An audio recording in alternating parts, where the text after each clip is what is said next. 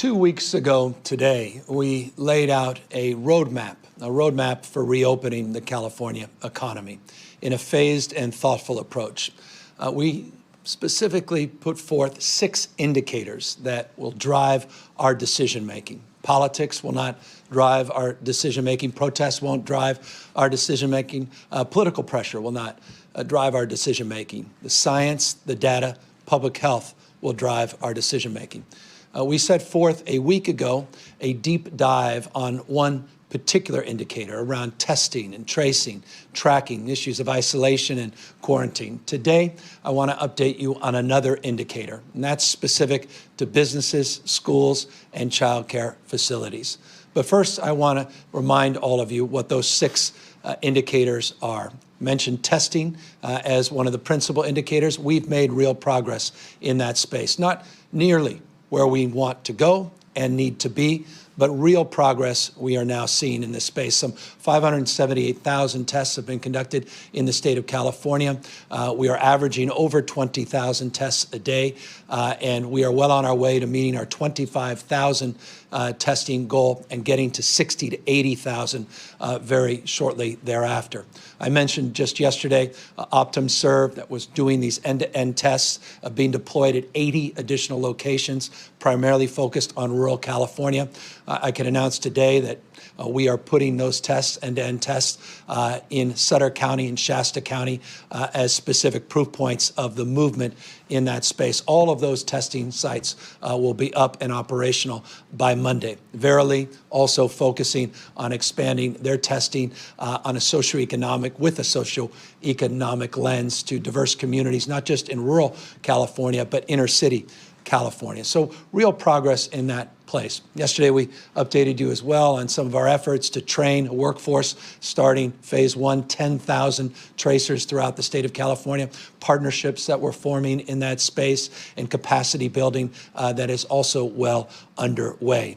We talked broadly about other indicators, one of the most important being how we protect the most vulnerable Californians, how we protect people in congregate care facilities that are skilled nursing facilities, assisted living facilities, other adult and senior licensed facilities throughout the state of California. We have well in excess of 8,500 of these facilities in the state. The SNFs, the skilled nursing facilities, represent 1,224, but thousands more in home settings, as many as 2-3 people, some 6 or 7 in size, all throughout the state of California. We've updated you on a consistent basis about our efforts in that place and the sincere concerns we have, demonstrable concerns we have about protecting our seniors in those facilities. We continue to focus on that above and beyond anything else as it relates to the data that comes in every morning because of the vulnerability of those populations. But real strategies, real plans in that place give us some more confidence that we're moving in the right direction. Accordingly, we're doing the same for our homeless population, another sensitive needs population that we have, as you know, advanced a series of announcements, particularly Project Room Key, partnership with FEMA to provide 15,000 hotel rooms. We already have acquired 12,500 hotel rooms in that portfolio, thousands of individuals off the streets, out of congregate shelters, into these isolated units, support on site, particularly 3 meals a day being provided. This is among many different homeless strategies throughout the state of California. It's just one we have consistently highlighted in that space. We are doing more as well in another indicator, and that's obviously securing the surge capacity within the hospital system and outside of the hospital system, these alternative care sites that we have brought up.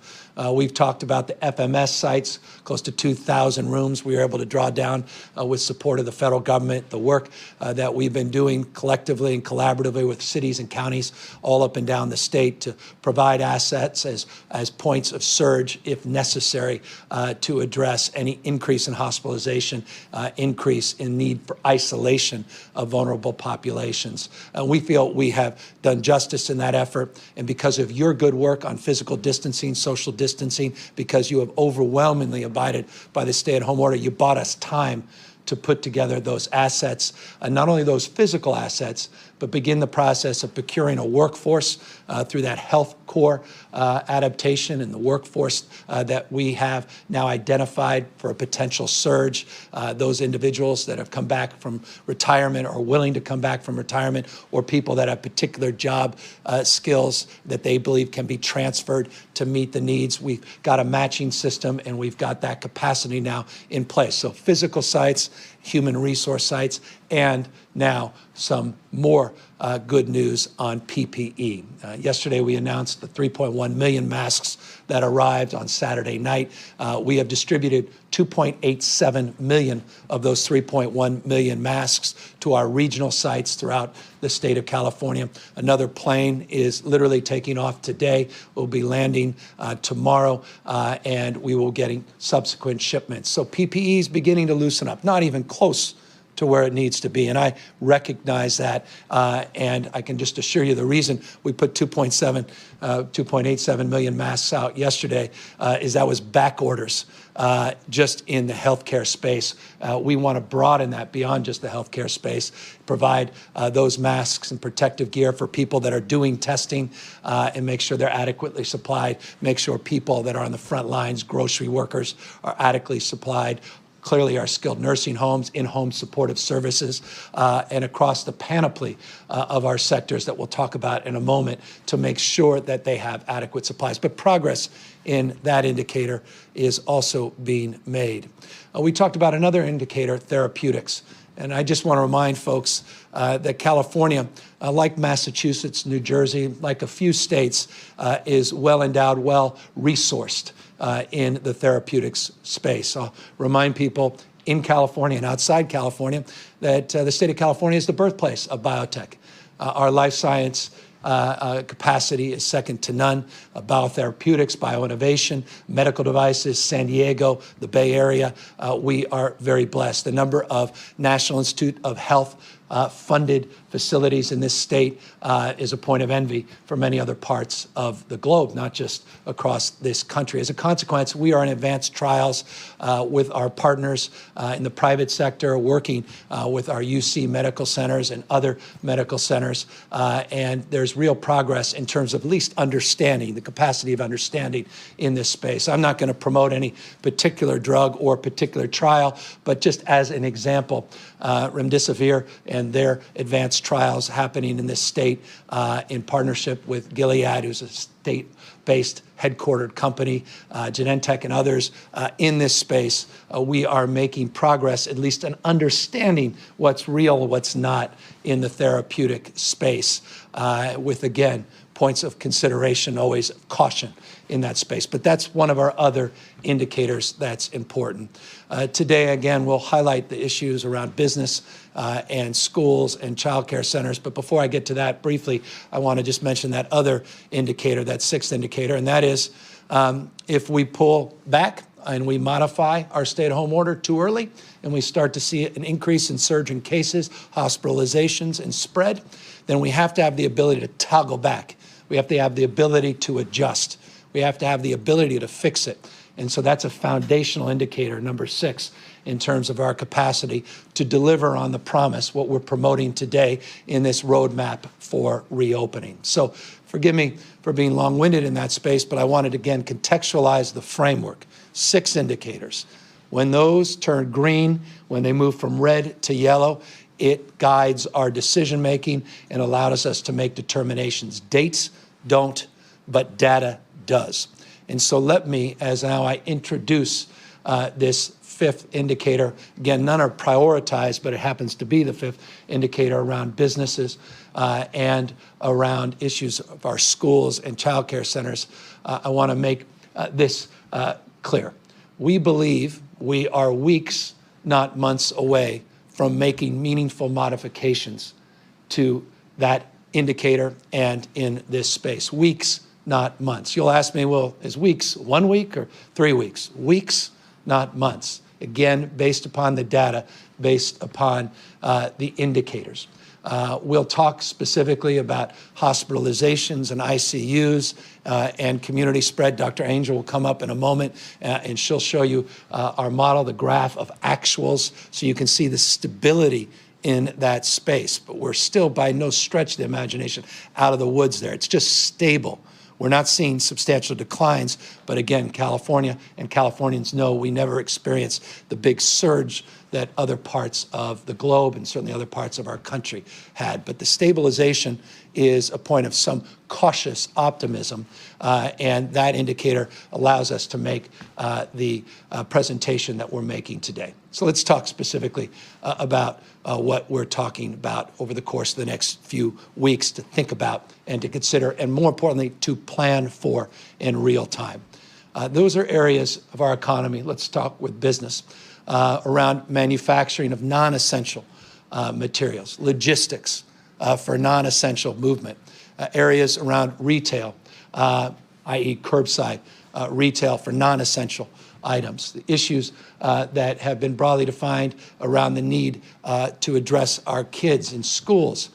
We clearly have shut down, people well aware of this. The schools are shut down for the remainder of the school year. Learning continues at home, distance learning and the like, but we recognize there's been a learning loss because of this disruption. We're concerned about that learning loss even into the summer. And so we are considering the prospect of an even earlier school year into the fall, as early as late July, early August. And so we're beginning to socialize that. We have made no decisions definitively in that space, but I just want folks to know the concern around learning loss and the concern about waiting till later in the year into the fall for the new school year. As a parent myself, and having talked to many other parents and educators, even the kids, I think we might want to consider getting that school year moved up a little bit. And so that's one of the things that we want to begin to socialize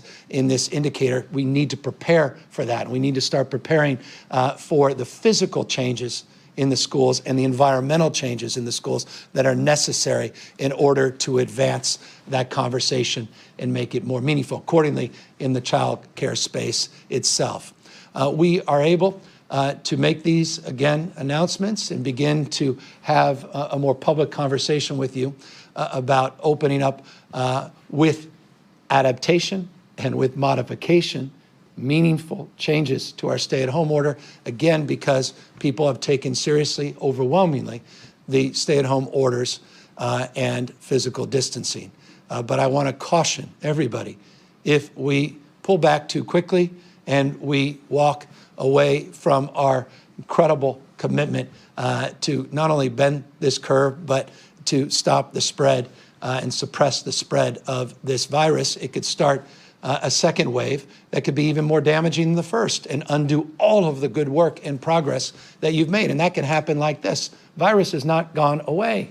Its virulence is still as acute. Its ability to be transmitted still is dominant. And so we, by no stretch, are out of the woods. There's durability to this virus, and there may be, we'll see, seasonality. And so we could be lulled into this quiet sense of confidence, change our behavior, put ourselves at risk, and put this broader agenda of reopening with modification at risk. So again, I caution everybody, as I will be doing, I assure you on a daily basis, of the importance of our individual behavior, not just governmental behavior, individual behavior, and to the extent business is making decisions and modifications of our business leaders, men and women on the front lines, entrepreneurs, not just organized business advocates, of the importance and power of their individual decision-making in this space as well. We need to protect not just the business community, but customers of those businesses. One thing to open a business,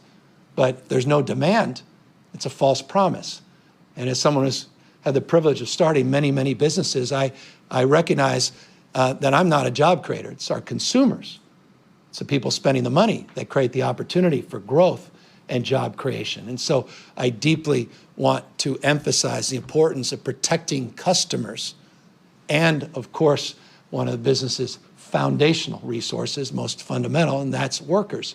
At the same time, we're protecting businesses as entities in the abstract. But again, I deeply sensitive to the needs for the business community to at least get some clarity, and we're trying to provide that over the next few weeks so they can start to plan and look at their own supply chains, look at their own ability to change the physical environmental conditions in their businesses, and look at the guidelines that we'll be advancing very specifically and prescriptively, sector by sector, for guidance on what we can do and what we can't do at this stage. We are not going back to the way things were until we get the kind of immunity that all of us look forward to, or a vaccine that we look forward to. So one has to be cautious in this space, but also patient in this space as well. But impatience, we recognize, in the imperative to meet that impatience in a pragmatic and thoughtful way is why Dr. Angel will be up in a moment to talk more specifically about these new phases that we'll be rolling out with this indicator. Let me briefly introduce those phases as I introduce Dr. Angel. We have looked at this indicator, and we looked at it through the prism of 4 phases.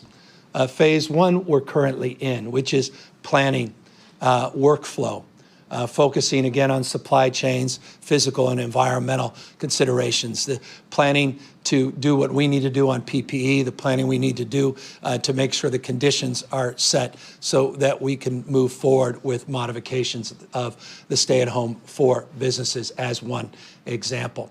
As we move into phase 2, where businesses can begin to reopen, we need to make sure that that guidance is abided by and it is organized in a very deliberative way. That's the job of Dr. Angel. She runs Department of Public Health in the state of California. It's her statewide guidelines that will drive the decision-making. Same time, though, we want to drive localism. I've often said, forgive me for repeating myself again on this, and that is localism is determinative. In this respect, I recognize the regionality in this state, the variance in different parts of the state, but I also recognize in that respect, local health departments have points of view that must be considered as well. And so, for example, the Bay Area announced today extending their stay-at-home order through the end of the month. I am not here as governor to make an announcement preempting their right at the local level to be even more stringent. I'm going to respect that, and I want folks to know, not just in those 6 Bay Area counties, a few extra cities, that's the case, but all across the state of California. Accordingly, we have a regional variance that we also want to recognize for people that want to go even sooner based upon regional conditions. And I'm well aware, I've been received many letters, most of them very publicly provided to me in tweets, in public pronouncements, even before I had the privilege of reading them. Personally, I recognize a lot of those regions are moving forward, making their recommendations. Dr. Angel will talk about what the expectations we have of making any regional augmentations. They're going to be stringent. We're not just because people think they're ready to reopen even more loosely than the state guidelines. We're not going to just blithely do that without, for example, community surveillance obligations that are attached to those regional efforts. Dr. Angel could talk more about the 7 that are currently underway, the 5 that we will be doing very soon, and 12 different counties in total. But community surveillance becomes foundational if we're going to loosen on a regional basis any of these new guidelines that will be rolling out over the next few weeks. So that's phase 1 and phase 2. Again, retail, logistics, manufacturing, non-essentials, schools that we begin in the summer and preparation, the early falls, childcare facilities and centers with strict physical distancing and environmental considerations at hand, workforce protections, customer and consumer protections. There's a 3rd and 4th phase, just 4 phases. The 3rd phase is personal care. It's the areas around, a lot of discussion around gyms and spas and nail salons and people wanting to get haircuts, all of us. Those would fall into the third phase category. Dr. Angel, again, will lay out some details on that. And then, of course, ultimately the fourth phase, which are these highest risk activities, not the higher risk activities in stage 3, the highest risk activities. That's the larger public venues, the conventions, the concerts, the larger entertainment venues with crowds that would be in that category. Don't want to get ahead of myself. She'll walk you through those 4 phases. Phase 2 is really the phase that is upon us, we believe, in the next few weeks, and perhaps most important in terms of at least getting everybody's attention and focus so that we can prepare for it in real time. I'll just close before I put Dr. Angel up and just say this. When I say prepare in real time, what we're doing, I mentioned yesterday, I'll be doing it right after this press conference and this presentation. We'll be meeting sector by sector with our economic recovery team.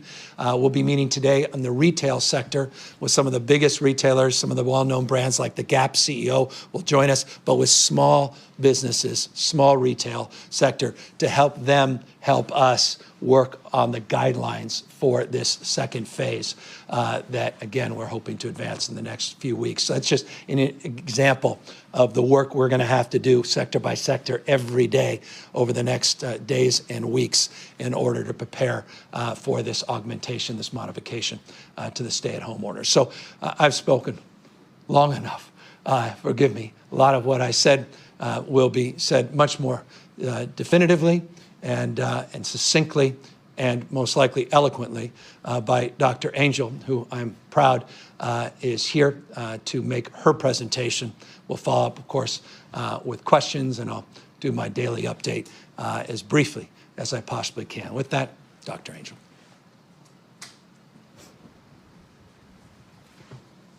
Thank you, Governor. It's a pleasure to join you today with a message of what I would describe as cautious optimism, as we've just heard. Optimism that's based upon us looking at the data and understanding where we are today and giving you some insight into the way that we're thinking about where we might be within potentially weeks and the months to come, as our governor has just mentioned. Again, we're guided by the data, and so I'm pleased to share with you a little more insight as to thinking about how we're moving forward anchored in that.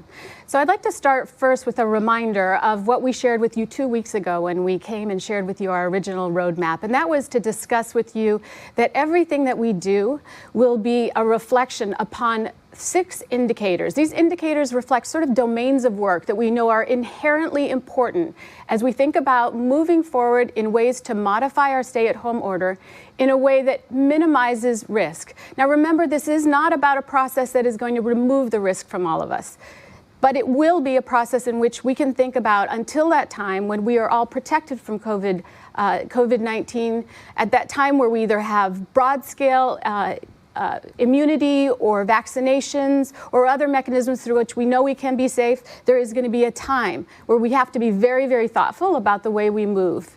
And these 6 indicators, which I have here, are the ones that we've just been reminded about. Again, I'm going to mention them to you so as we go through, we can understand really how this has informed our work to date. So the 6 indicators that we shared with you included the following. First is the ability to test, contact, and trace, isolate and support those people who might have been exposed. A very, very important tool that we have, in particular, as we're thinking about moving from the first to the second, as was just described to us, stage, and I'll give you more information on this, but really a very important tool for all of our communities to be able to keep ourselves safe as we move around further. The second is the ability to protect those who are at high risk for COVID-19. Those are individuals who are in congregate care settings, or those who are 65 or older, or those with comorbidities that we know for whom, if they're exposed, their risk is much greater. And around everything that we've done, we've made sure that that's been a very central part of our dialogue and our activities. It's also critical that we maintain surge capacity for hospital and healthcare systems. As I mentioned, as we move to this next stage, it's not about removing the risk entirely, it's about minimizing risk. Even as people move in an environment with minimal risk, there is the possibility of increased cases, and we must make sure that our care delivery system is there to support them in need. Therapeutic development to meet the demand is an area that we're working on as well to make sure that we help move the work forward. And then finally, we're going to talk today about the indicator that focuses on businesses and schools and child care facilities, making sure that we support and make sure those environments are safe for them. And that's what this next period is all about. And most importantly, and as I move on to this next slide, is our ability to determine when we may have, that we are moving in a way that's safe and best for Californians, also recognizing that there is some risk involved. So Dr. Galley presented to you this slide that helps share with you a little bit about what at this moment has given us the sense that it is the right moment to start talking about preparedness for a potential modification. And that is a recognition of the way in which, and this is a surrogate marker for the amount of COVID-19 and how COVID-19 might be moving in our communities. We are doing that at this time because of the absence of broad-scale surveillance. We are doing that at this time with something that is an excellent indicator for us at this moment, which is an understanding of trends in hospitalizations over time. And this slide has shown us from the very beginning, first of all, when we introduced our stay-at-home orders. And over this period of time, it appears, and we're watching this cautiously, but it appears that we've reached really a period of stabilization over the past couple of weeks or so, in that the total number of hospitalizations from COVID-19 and the total number of admissions into ICUs from COVID-19 have remained stable. Again, as the governor mentioned, we're watching this carefully, and should that change, that will certainly change the way that we talk about our opportunities to move forward. But at this point, this is the right moment for us to have this conversation with you. So let me move on to what the what the progress will look like. But a couple of quick reminders. First of all, that COVID-19 is not going away soon. This is going to be a while. But there are things, as long as COVID-19 is here, there are ways that we can modify the way we move around in the environment that will make it more possible, and that's what we're moving towards. So we're talking about modifications in the stay-at-home order, but they will be guided by health risk and our commitment to equity as we think about the kinds of interventions that are appropriate at this time. The final thing that's really important for all of us to remember, though, is that ultimately we all have some responsibility in this. The responsibility exists at all levels, from the individual, from the way you make decisions about the way you move in the environment, from businesses, from the ways in which they change the environment to lower the risk, and ultimately also to government in the ways that we help support and lift up appropriate policies. So the 4 stages that we discussed, the first stage is the stage that we're in. This is the stage where we are all either at home or engaged in the essential workforce. We know that there's work that still needs to be done here before we move on to stage 2, and that is about making the essential workforce environment as safe as possible for all of those who are workers and for any of those who may be staying at home but may be interacting with the essential workforce and with essential businesses as part of doing those activities of daily living that we must do, like going to the grocery store. That's where we are focused right now, and we will continue the work that we are doing across all of those indicators to make sure that we are safe and secure as can be in the current stage. But we are also planning forward to stage 2. So stage 2 will be a focus on those that can be created, those lower risk workplaces. So the goal here will be creating opportunities for lower risk sectors to adopt and reopen. And when I talk about lower risk sectors, which I'll go into a little more detail later, we're talking about things like manufacturing that may not have been a part of the essential sectors that are currently opening. We also in stage 2 will be talking about modifying our school programs and including child care reopening. The third stage is when we get into those areas that may be higher risk, those sectors that we think will take a lot more modification to adapt in a way that can make them places where people can move with lower risk. So those kinds of environments, we'll be talking a little bit more as well, but we really want to create an opportunity for those, but we know it will be longer in coming. And so that is why those fall into stage 3. Again, those are things like getting your hair cut, getting your nails done, doing anything that has very close inherent relationships with other people where the proximity is very close, and it will be, we need a very thoughtful process to ensure that people don't put themselves at great risk in doing those activities. And then finally, stage 4 is the point at which we know that we can begin to modify our stay-at-home order and have people moving much more freely because the risk is much lower. And that will require therapeutics to be in place. Okay, so safety and preparedness, stage one, this is where we are right now. The things that we're going to be actively doing is continuing to build out our testing, contact tracing. We're going to be building up our stores of PPE to make sure they're secure not only for our current needs, but also in anticipation of what will be needed for stage two, when we do begin to open other sectors that may also rely upon PPE. And we'll also be really focusing on maintaining our hospital surge capacity for the time being, but also anticipating that we may need more as we move forward. We'll be continuing to make essential workplaces as safe as possible, as I mentioned. That includes really thinking about the physical work environment that we're in, changing workflows to make sure that people are safe. We're going to make sure that we enhance our safety net for our essential workers, continue to move forward, making PPE more available, and then also continuing to remind all of you in your daily behaviors that there is something for all of us to do, maintaining our physical distance and doing all of those things that we've reminded you can help to keep you safer and at lower risk. In stage two, we're going to really start focusing on lower risk workplaces. That means gradually opening some of those workplaces with adaptations. These include things like retail, allowing for curbside pickup, manufacturing, which can include things like toys, clothing, other things, furniture that was not a part of the essential sector.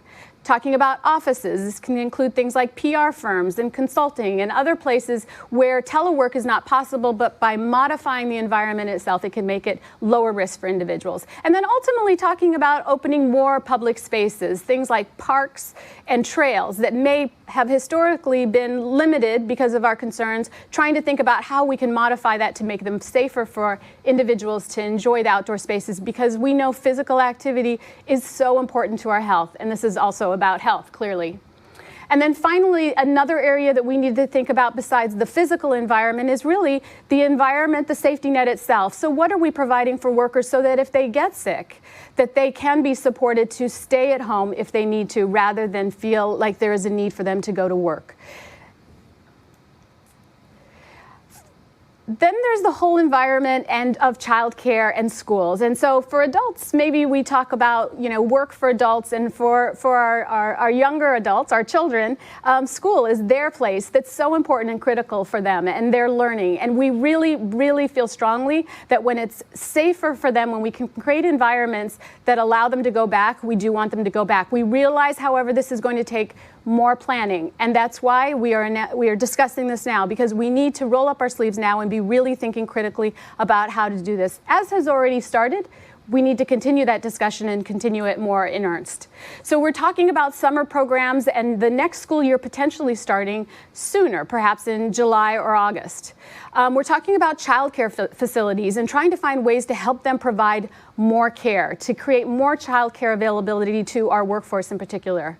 We think it's fundamental that we focus on this because we have to address learning gaps which have occurred as a result of this. We've been protecting all of us by limiting the amount of access in this environment, but we have to make up for those gaps that may have occurred over this time. We'll be focused importantly on making sure that the environment is safe for kids, but also safe for teachers, safe for others that are in the school, safe for those who are providing essential services and supporting those environments where our kids will be. And ultimately, as we open up schools, as we make sure that, that childcare is more broadly available, it also makes it more possible for parents to go back to work. So school will look very different. But we really are focusing on enhancing those opportunities. So what will we be doing? What do we need to do to get from stage one to stage two? From the essential sector environment that we're in, from the stay-at-home with quite limited engagement, to one that will create more opportunities for lower risk workplaces. So the things that need to happen and that we'll be focusing now together, we'll be first of all focusing on government actions. So what are the kinds of policies that we need to have in place that will allow people to stay home when they're sick? We need to provide guidance, and we'll continue to do that and make it available for how people can reduce risk, to continue to provide people with the best scientific information that we have about this virus to help people prepare themselves, to move into an environment that is not fully safe, but certainly lower risk, so we can all make decisions ourselves in a very informed way. Businesses will need to think more about wage replacement so that workers can stay home when sick. They'll need to be implementing adaptations to lower risk workplaces now so that when we are ready in a few weeks, those changes will be in place. And when the data tells us the moment is right, those environments can start to open. And then we, again, just sort of emphasize that in those places where workers can continue to work from home, we'll continue to encourage businesses to support those opportunities, because really staying apart at this time still is the safest place for all of us. And then what about as individuals? Well, we all need to continue to practice safety precautions, which is a physical distancing, using face coverings when appropriate.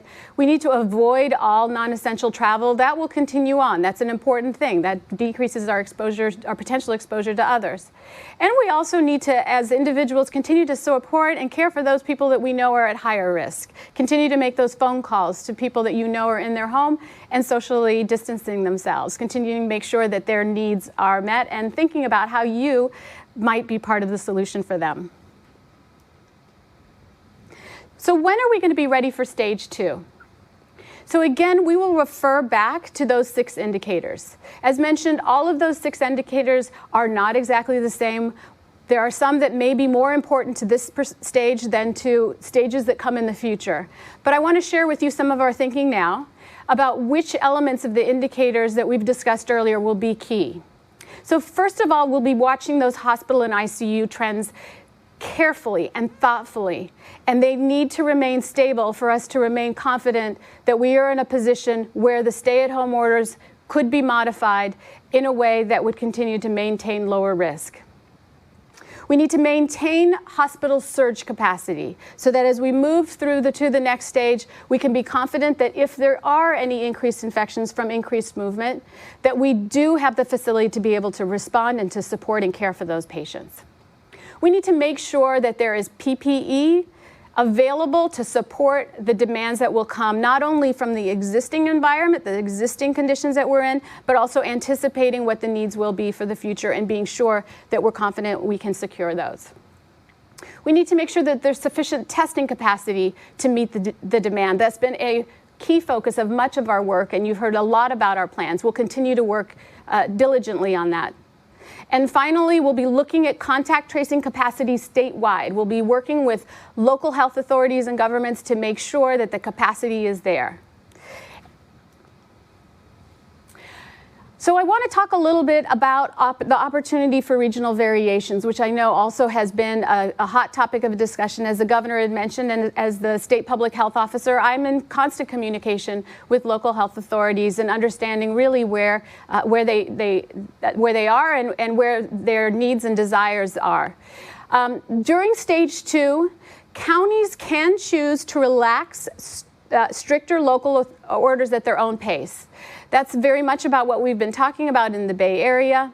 The state order is, stay-at-home order is the basis for everyone, but there are some counties in which the local disease epidemiology was such that the local health officers felt that it was important to be stricter. And we appreciate respect, and we think that's exactly the right thing when local health officers understand the needs of their community, that they act appropriately following the science. Similarly here, as we lift and make some modifications in our stay-at-home order, there may be counties that aren't ready to go as fast, and that will be supported, and that is a regional variation, which is absolutely fine. Following stage 2, once we have a statewide COVID-19 surveillance system in place, it will make it possible for us to understand what other types of regional variation might be possible. And the reason that's so important is that we know that this virus doesn't respect boundaries of counties necessarily. And we know that as there are modifications in orders, people move differently across there. We need to understand not only what's happening in specific counties, but what's also happening in surrounding counties to really understand if the disease transmission has occurred and if we can modify in a way that's safe. We'll be working very closely with our local health authorities and governments and consulting for that. The final two stages that we've discussed are stage 3 and stage 4. Stage 3 is the space that we get into when we're talking about higher risk workplaces. And that's one of the later phases because we know that will take much more modification. We need to know much more about the movement of disease to be able to make data-informed decisions about what's safe for folks. So these include places like personal hair care places, entertainment venues where people are sitting closer together, and sporting events without live audiences. Other things that fall into this space are in-person religious services like churches and weddings. And we'll need to think carefully about what kinds of provisions can be put in place so that people can join, but in a way that doesn't expose them to increased risk for COVID-19. And then ultimately, the space that we all look forward to someday as we move forward and work diligently together is stage 4, which would be the end of the stay-at-home order. And that's when we'd be opening all of our highest risk workplaces without modification necessary at that time, because at that time we will know that we have identified a way that we can keep people safe from COVID-19, either from population immunity or from vaccinations. So with that, I just want to remind you that this is a time not of staying in one place. We are in stage 1, but it's actually an important time of work. And that's why we wanted to give you this opportunity to understand our planning at this time. The first thing I want to tell you is that if you want to be a part of the solution, you need to stay home if you're staying at home. And if you're part of the essential workforce, we want you to stay home when you're not working. That is the best way to protect yourself. But if you do need to go out, to go to the grocery store, make sure that you continue to practice physical distancing and all the other things that we tell you. That's the first thing you can do to be part of the solution. The second thing is that we're enlisting all Californians to help inform the development of the guidance for sectors across our economy. If you're somebody who has particular insight, if you're a business person yourself, you're going to be invited to provide information, and we'll put the website up shortly for you. But we want to hear from you, because ideas that you have about how you can create safe workplaces are ideas that we want to know about. We're going to be providing this guidance and a framework ultimately to help companies, businesses and our schools reopen in the way that reduces risk. But it really will continue to rely upon all of us to keep this moving forward. Thank you. Thank you, Dr. Angel. And of course, Dr. Angel will be available, as will I, for questions. But the foundational point of emphasis we want to advance today is phase 2, as was presented by Dr. Angel, is in weeks, not months. Phase 3 and 4, months, not weeks. And I think that's just important so people have a sense of where we are and where we believe, based again on the data, we are going. What I just said can substantially change if the data changes, if the health prevalence and the spread of the disease changes, if our behavior radically changes and we put ourselves at higher risk. But risk is the frame that we're advancing. Lower risk, we will focus broadly across sectors to begin reopening. Higher risk, we'll be more cautious, not weeks, but months. And highest risk along the lines of that stage 4, where we are back at concerts and convention halls and with tens of thousands of fans in large stadiums, will take some time. But nonetheless, we believe we do have a framework that we can achieve, and we can achieve together with the kind of earnestness of effort that Dr. Angel advanced in terms of being able to break these things down in very, very prescriptive terms and begin a framework of, again, not just protecting those sectors of our economy, but protecting the workforce within those sectors and consumers that attach themselves to those sectors as well. Let me, as I do daily, attach you to the latest data and numbers to reinforce and strengthen what you saw on the screen a moment ago as it relates to the stabilization, but also caution you, as today's numbers should, about where we are as it relates to the suppression of this disease. Yesterday, we had 45 individuals that lost their lives. Today, we have 54 individuals that lost their lives. I mentioned that's roughly half of what we saw last week, where we really saw a peak in the terms of another deaths. It's still too many lives torn apart. And again, not stats, not data, real people, real families real loved ones. And so our hearts go out to each and every one of them. We also mentioned yesterday that we're 1,300 new positives in the state of California. Today, I announced there were 1,576. 1,300, now over 1,576 individuals that have tested positive. Yesterday, I mentioned that there was an increase in the hospitalization rate of 1.4%. Today, actually went up to 2.5%. The only good news in that data is ICU numbers today went down slightly and were stable yesterday. It just gives you a sense, again, we're not out of the woods, stable, though those numbers are relative to so many other parts of the country. We still need to see that downward movement, and we're going to monitor that data on a daily, hourly basis over the next few weeks before we move forward with these modifications. If the data changes, we start to see some spikes, some increase in our community surveillance, we start seeing numbers that raise alarm bells, that's an indicator that's no longer green, or even a caution light turns red, and as a consequence, we adjust in real time. So just want to remind folks of the dynamic nature of this effort and the very sober framework to which we make decisions, again, on the basis of fact and data,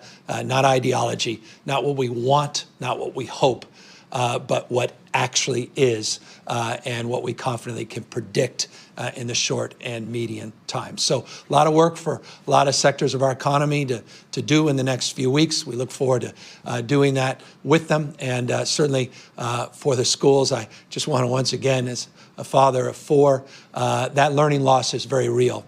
And from a socioeconomic frame, from a racial justice frame, this is even more compounding and more challenging. And so it is incumbent upon us, I think, to think anew in respect to the school year. And again, I am looking forward to those robust conversations about the prospects of an earlier school year that I do think is warranted, considering the consequences of neglecting our next generation because of the inconvenience and the realities of this virus and its spread. That's broad strokes where we are today.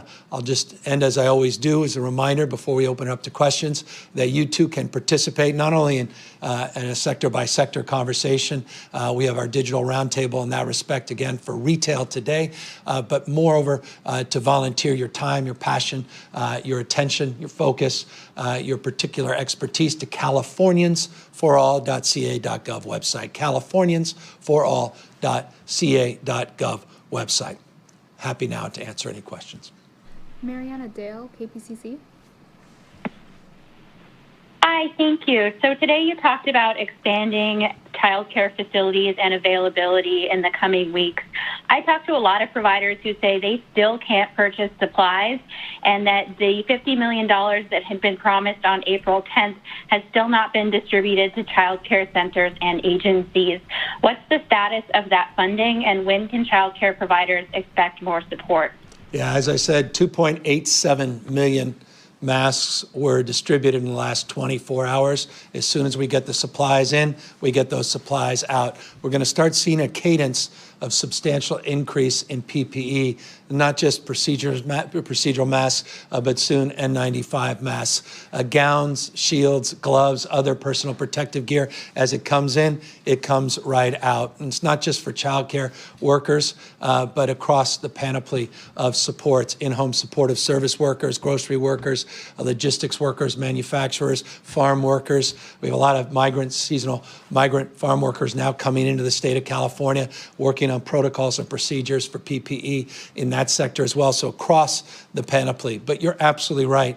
As it relates to childcare, I had a wonderful meeting yesterday, virtual meeting with the Women's Caucus. The entire subject matter was on childcare, the number of pop-up childcare facilities, over 300 Now we've opened recently the $100 million that we put into the sector in emergency aid. You're correct, $50 million of it was for PPE. Getting those out on the sites, to the sites, is critical and can't come soon enough. And so that was highlighted. I'm Kim Johnson, to answer your question, at the Department of Social Services on the line. She's working to monitor the distribution of those funds and make sure that the efficacy of those funds takes shape. It's not just for PPE, it's for deep sanitization and for physical modifications, just temporary, to accommodate for new size cohorts based upon our guidance for child care workers and for their children. This is a point of passion for me. Last year in January, I announced a substantial enhancement in child care funding. The state of California, and just as late as January of this year, announced our next phase of investment with the budget deficits looming. I caution that the progress in that space may be impeded by the new reality of our obligation to balance a budget. No printing press here in the state of California. And so I can assure you this is an area of deep concern and concentrated effort, because child care is economic development. Child care is foundational to getting people back to work. If they cannot get the kind of quality child care that they deserve, they are less likely to get back to work and jumpstart this economy. And so I deeply recognize there's a reason it was incorporated into the business sector, the child care component, the interrelationship between the two. Doug Sovereign, KCBS Radio. I have a question I want to ask you about the state's model, but as the father of two kids in kindergarten, I would be remiss if I didn't ask you to elaborate a little bit on reopening the schools early. Specifically, why, what the thinking is there. Is it a matter of getting more in-person education before the next flu season, or I'll let you explain why. And also when. And parents will want to know when that announcement or decision might be made. But then also, I'm curious, California's model has seemed to be an outlier, certainly overly pessimistic at best compared to the other models that are out there, projecting a much later peak, a much later surge. And I'm wondering if now, have you guys tweaked the state model? Do you believe we are past the peak? Is the worst behind us? Was there something wrong with the way the data was being fed into that model? And what have you learned that might let you adjust that or approach it differently next time? God forbid there is a next time. Well, I'll let Dr. Galley put that model together and has been updating on a weekly basis that model, preemptively answering that question in real time, going back a few months. By the way, every state in our nation doing the same, including some of the well-known chronicled modelers that even yesterday came out with an adjustment to their previous adjustment out of the state of Washington, only highlighting and reinforcing, frame your question. But as it relates to the data in terms of our decision-making, the reason we're making the announcement today is regardless of our model, the facts that are coming in, the facts that are presenting themselves on ICUs, on hospitalizations and spread give us confidence in the next few weeks we're able to make these stage 2 adjustments. Let me be specific, Doug. We want to get you back to work, or at least allow you more time to work sooner than later. Our kids have lost a lot with this disruption. I am not naive. We announced a week or so ago with my wife and the superintendent of public education some good work that's being done on new Wi-Fi hotspots, on distance learning, the application support of thousands, over 70,000 tablets and Chromebooks and other capacity to provide distance learning. It's still inadequate to the magnitude of 6 million children all throughout the state of California, in rural districts and in some urban districts that just simply don't have the high quality download speed and capacity or anything to download into. And so there's been a learning loss. And you can either just roll over and just accept that, or you can do something about it. So that's our thinking. If we can maybe start up the school year a little earlier, that would help mind that gap a little bit, close that gap a little bit. It's a deep conversation. The reason I'm having it with you is I was having it privately over the last few days. I want to socialize those private conversations as quickly as I can with you. I mentioned over the next few weeks, this is in the stage 2 of our framework of decision making. So the next few weeks, we'll get some more clarity to answer your question on the possibility of that, what the costs are, what that actually looks like. It's a conversation above and beyond just summer school. With that, I'll ask Dr. Galley to come up.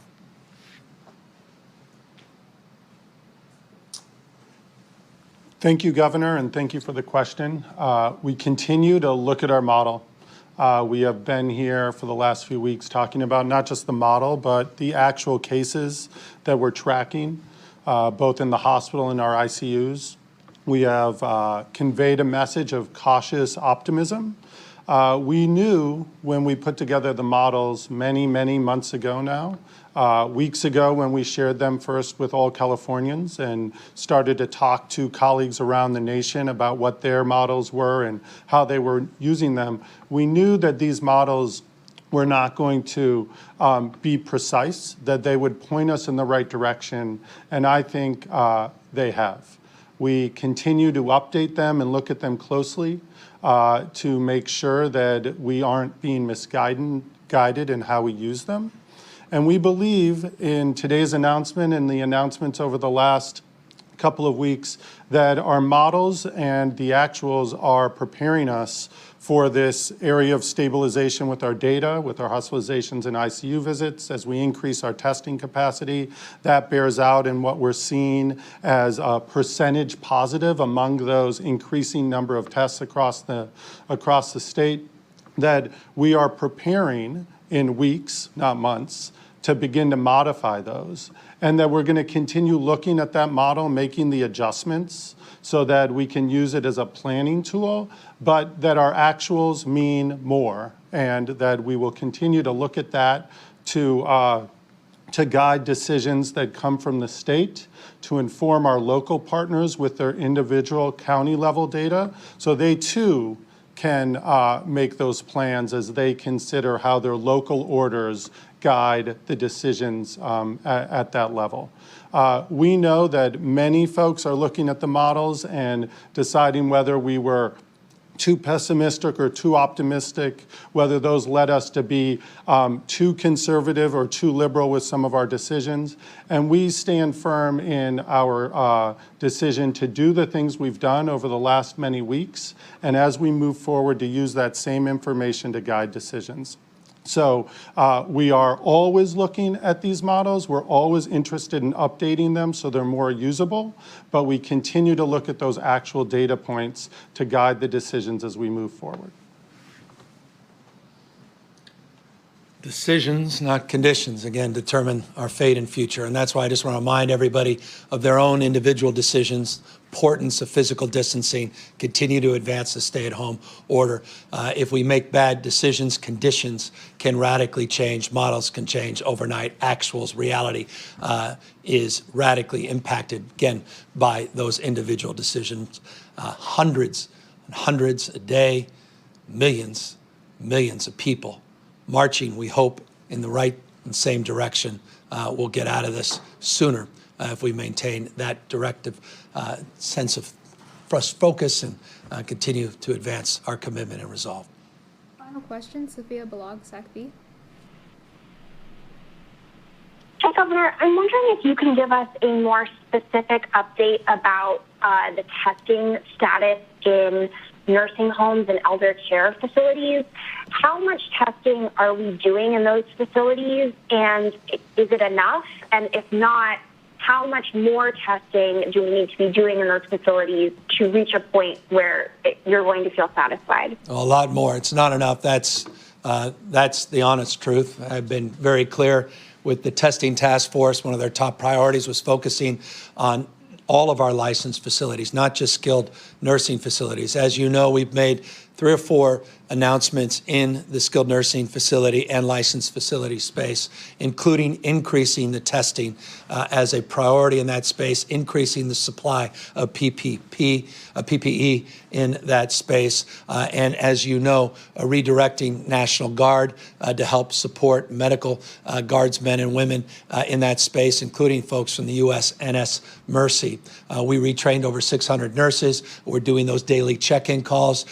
We have organized ourselves in a much more thorough and deliberative way. We're currently just, Sophia, just to update you, we're monitoring 192 skilled nursing facility sites that have a test of positive, either a staff member or a patient. Currently, 2,302 individuals that we're currently monitoring just in the SNF space. Again, that's a universe of 1,224 skilled nursing facilities, about 119,000 total capacity. It doesn't include the total number of staff. Forgive me for throwing those numbers out, except I think they're important. But the answer to your question is we need to do more, and this is part of moving from phase 1 to phase 2. It's one of the principal indicators on testing that will allow us to continue to make some real progress. Final question, Carmen Politico. Nicole, you mentioned reopening, and I think one of the questions is the reopening of the legislature. Several members of the California Assembly have expressed concern about the need for remote voting. The Speaker has said that there's a constitutional necessity for physical presence. But what do you think on this one? I mean, does the pandemic require a new assessment of this, of legislative business and how to get it done in California? And if I could quickly, several people on Twitter have asked us to ask you this today, including Hank Plant. Why is the California EDD website so woefully unprepared and frozen on this big day when freelancers and contractors are supposed to apply for PUA unemployment? We got that question on Twitter from many people. Yeah. So let me, as it relates to independent branch of government, legislature, they'll make their decisions based upon their best assessment and analysis. I know that I'm aware of those decisions. In fact, had a brief conversation with the Speaker today. I haven't been tracking it as closely as I've been tracking all of these other decisions, but I respect whatever determination they make and have the confidence in their leadership to make the right decision for their members and those that they're trying to represent in the state of California.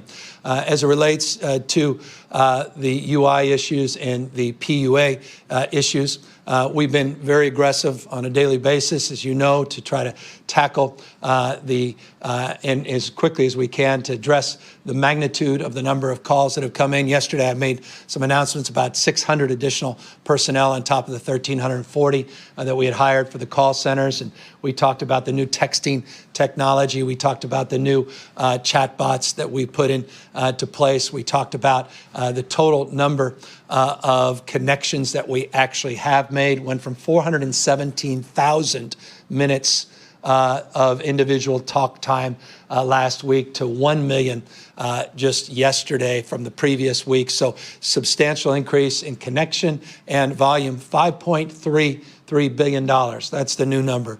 $5.33 billion has been distributed through that system just since March 15th. 926 million just on Sunday alone. I'll repeat that. $926 million was distributed just on Sunday. So you're correct. We have the PUAs up today, and not surprising, the first few hours, we've got to figure this out, but we said we'd get it up today, and they're putting it together. They're architecting it today. Julie and her team at EDD doing everything in their power to continue to get these UIs out and start to get the PUAs up. But here's the good news on the PUAs.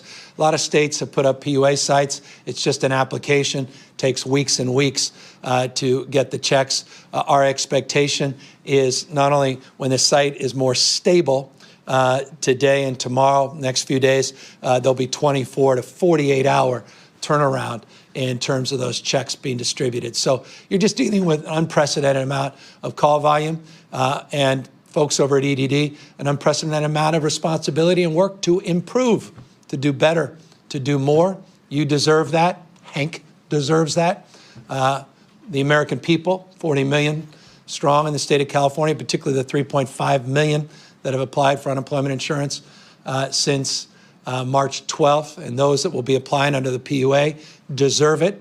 And so we'll continue to do all we can, everything in our power, to improve upon that experience in these historic and unprecedented times. And no, good enough never is.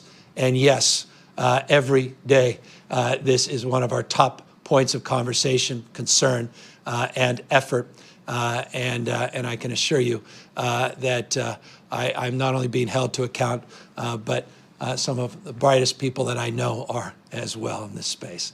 Look, as it relates to being held to account, let us not be judged not to be held in account of supporting others at need, at this time of need for millions of Californians, not just applying for unemployment insurance or pandemic unemployment assistance, PUA, but also those that need your contribution of blood, maybe your willingness just to call and check in on a neighbor, a senior, maybe deliver a meal in a safe way or provide some care and support. Please, if you're willing, you're able, go to californiansforall.ca.gov, californiansforall.ca.gov website, and share your passion with real action. Take care, everybody. Stay safe. Look forward to seeing you tomorrow at noon.